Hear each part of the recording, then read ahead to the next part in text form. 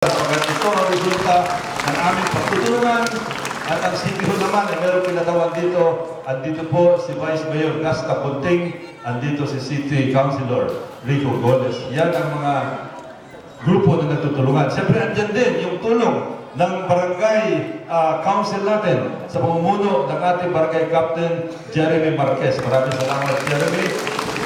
At of course, ang pinaka-importante siyempre kayo.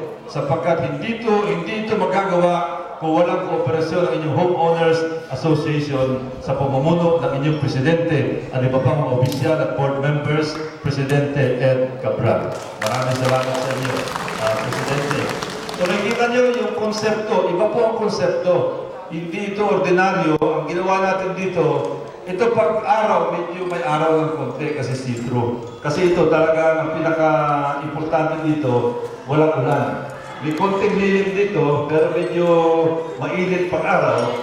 Pero importante, hindi nyo kailangan ng ilaw sa araw dito.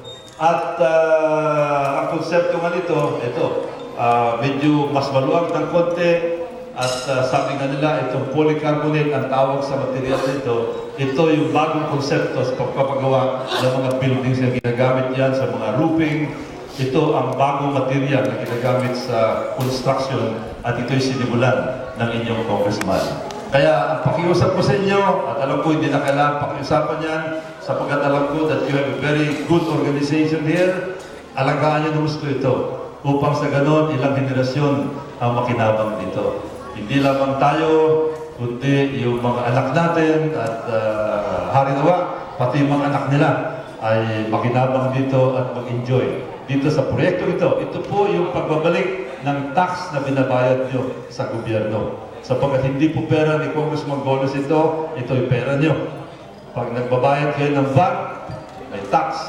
Nagbabayad kayo ng tax sa gobyerno, ayun din, pumupunta yan sa national government. At yung national government naman, ina-appropriate namin ito at ito'y binabalik ng inyong congressman para sa ating lahat.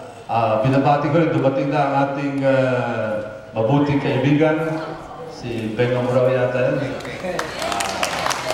Ang ating dating ina ng barangay BF, ngayon ay konsihala, Ben Amuraw.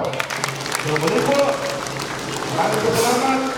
Magandang araw sa inyong lahat at muli ako ay nagpapasalamat at binigyan ng pagkakataon na paglingkod sa inyo. Salamat po, magandang araw sa inyo. Thank you very much.